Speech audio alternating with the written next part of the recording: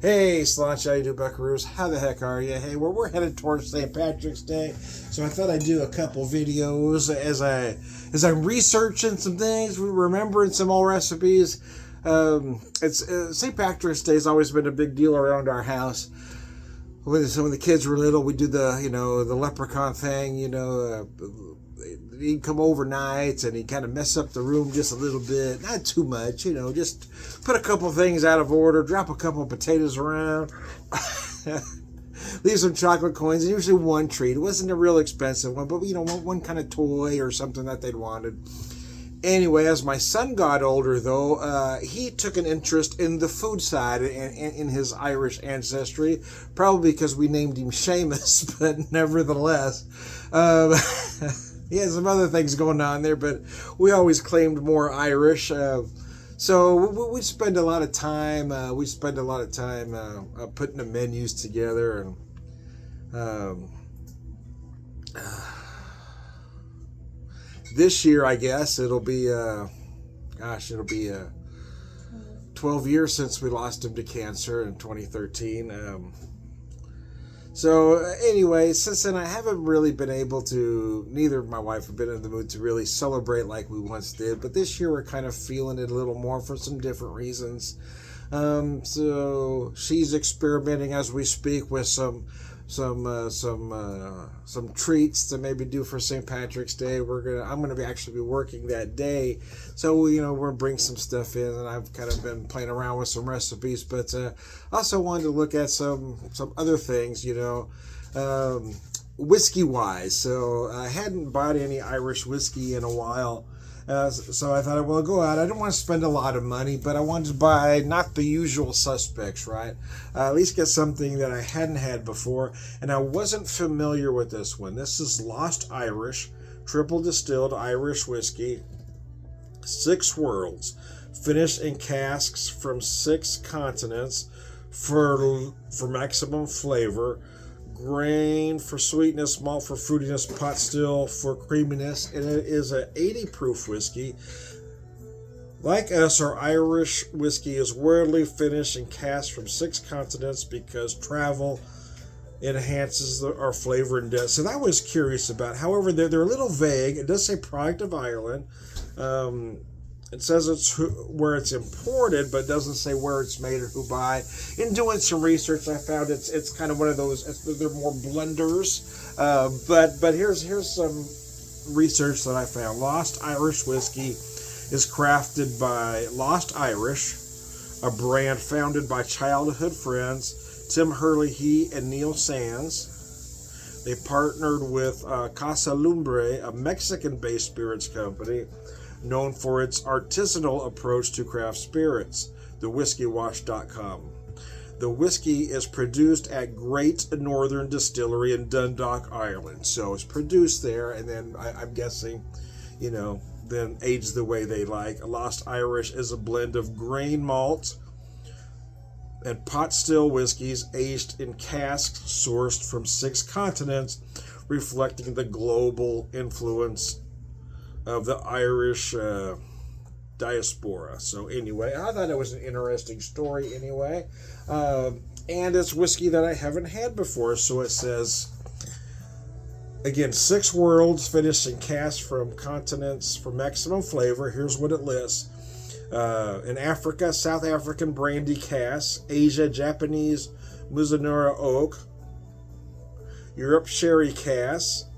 U.S. bourbon casks and Caribbean rum casks, Australian tawny casks, and Colombian rum casks. 3 styles: grain for sweetness, malt for fruitiness, pot still for creaminess and spice. I like that. I just wish they would have given me, the percentages of each. I was kind of curious about that, but never. Let me show you the bottle one more time before I set it down, since I've already talked for almost 5 minutes and haven't picked up this whiskey yet. So let me pick it up and show it to you. I've got 2 ounces in my cute little glass. My wife found these a while back at a thrift store, and so I trot them out every St. Patrick's Day. And I'll be honest, in our house, we kind of celebrated in various ways all month long, right? We don't wait, so we do different things. Everything starts to be Irish themed. Today, I experimented with some box tea. I'm trying to come up with little things that I could take to work on St. Patrick's Day. I don't want to. We're not to do a meal, but I want to do things and snacks. But so I was experimenting with a box tea recipe.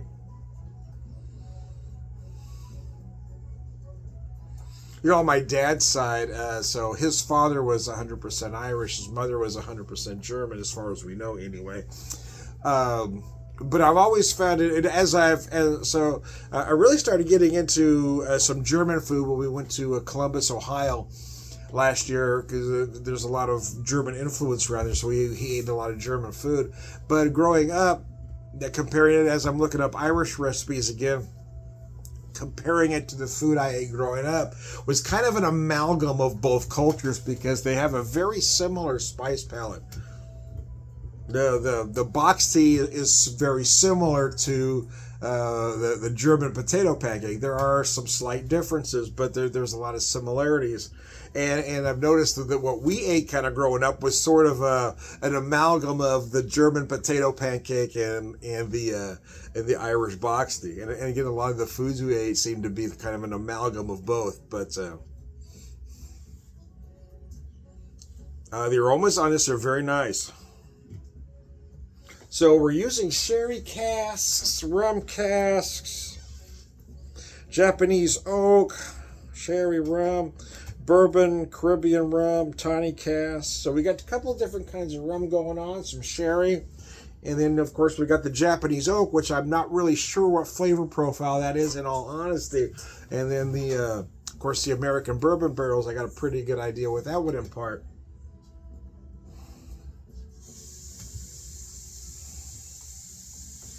That nose is very nice. Getting a lot of almost honey. Of course, the Irish whiskey, I always tend to pull out some honey and heather, but here with all those other casks going on, I'm pulling out some fruit notes that aren't typical with Irish whiskey.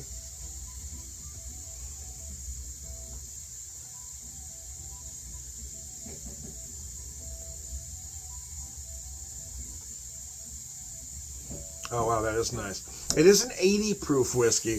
And I'll be honest, I've been drinking not a lot of 80 proof whiskey in a while. In fact, I've been drinking mostly casks and rarely anything under 90. So at 80, I mean, it does feel a little light.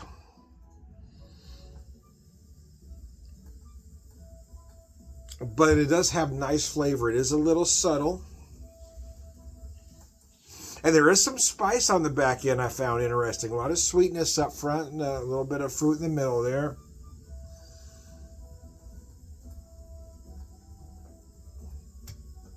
For me, I'm picking out some plum. You might find some raisin. But for some reason, plum and apricot really came to me right away. And again, it looks like it's going to finish very soft, and you get those nice spice notes in the finish. That's very very enjoyable. Like most Irish, it's on the sweeter side.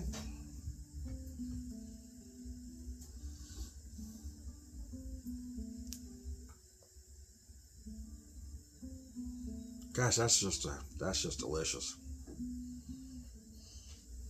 Now, typically when I get a new whiskey, I always have it neat and on the rocks and kind of compare the two. I'm not going to do that with this one, not at this juncture anyway. I may try it on the rocks at some point, but I want to do a video of it in its purest form because this is the first time I've had it. But I got to tell you, I really like it. Yeah, I like it a lot. I picked it up and I put it down. I picked it up because it's a little more expensive than most blends. It's not expensive, don't get me wrong, but it is more expensive than most blends. And I'm guessing because of that age factor, right? Or the aging, the different casks and the blending that has to be involved in that, which can't be easy. You need a very experienced blender to get it right.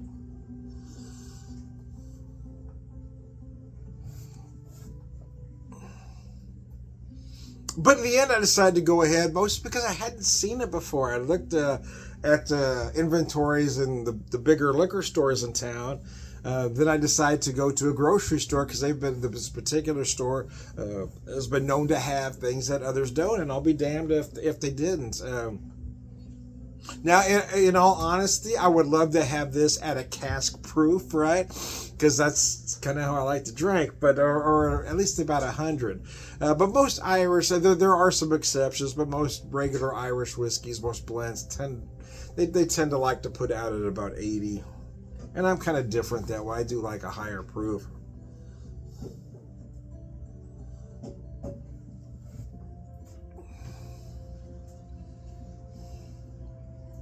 Now you could shoot a whiskey like this, but I mean it's a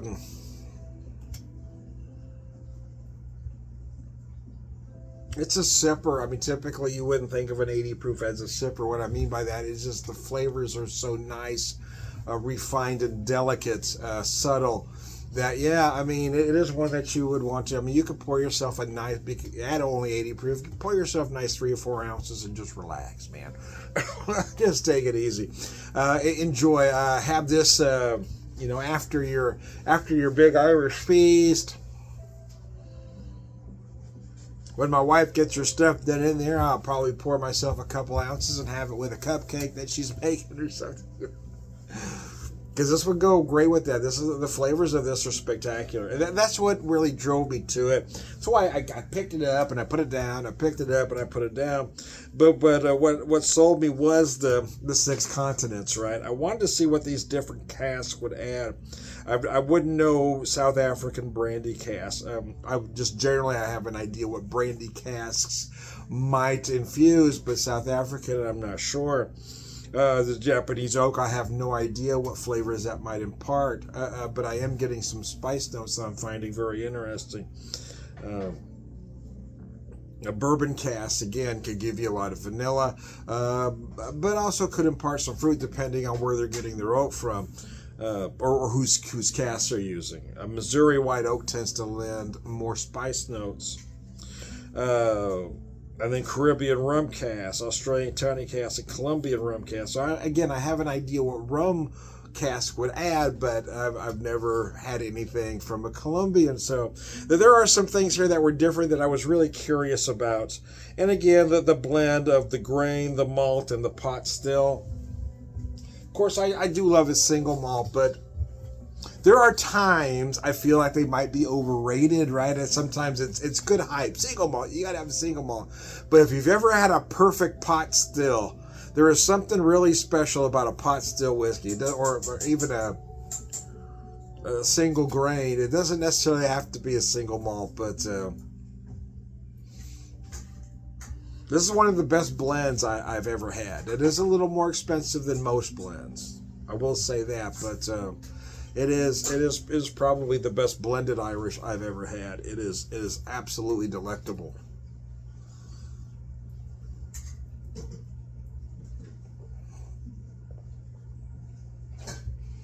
I am pulling a lot of vanilla here, though. Very creamy vanilla. It's those spice notes at the end that I'm really digging, though, if you want to know the truth. Again, the fruit, for me, again, I'm getting some plum, some apricot, but it won't be unusual if you pick out some raisin and some other dark fruits as well. But for whatever reason, plum and apricot really came to me right away.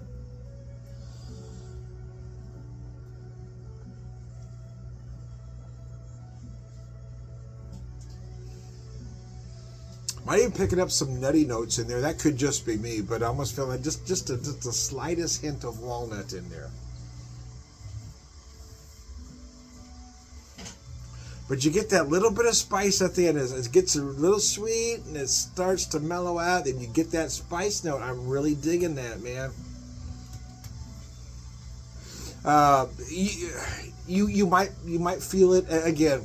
I tell people you're never going to taste what you don't know. So you're not magically going to say, oh, this is that, if you don't taste that or if you don't eat that a lot, if you're not very familiar. For me, I might not get as much fruit notes as others or dark fruits because I'm not as familiar with certain things. But I tend to pick out a lot of spice notes that others might not because I do a lot of cooking, so I use a lot of spices and herbs. So I might feel things that others don't. So if you're not picking out what I'm getting, you're not wrong.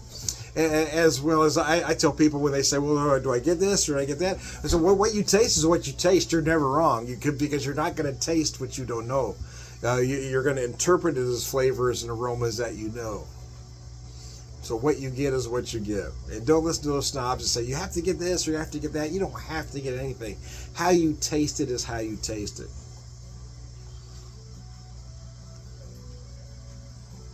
So again, for me, that vanilla is gorgeous. For me, it's got the hint of vanilla. Oh man, right there, baby, with that spice. Oh my gosh, I get to, sorry, I get overwhelmed sometimes. Allspice, you might feel some allspice, some cinnamon, but if you're more familiar with deeper spice notes, you might even get some cloves, some cardamom, some ginger, definitely some ginger.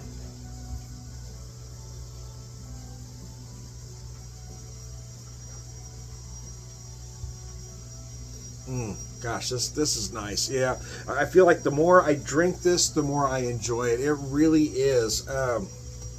Really is an amazing blended whiskey. In my neck of the woods, it ran about $38 a bottle, which again is more expensive than most blends, the names you know anyway. But I'm going to go out on a limb and say it is worth every penny. This is, without a doubt, the best blended Irish I've ever had. It is absolutely gorgeous.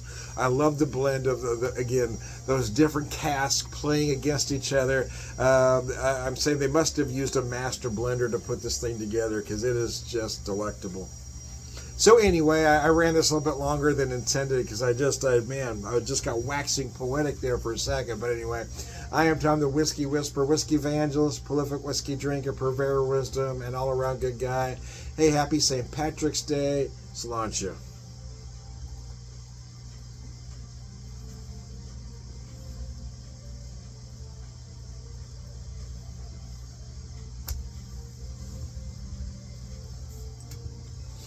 I'll show you that bottle one last time. Man, this stuff is absolutely gorgeous.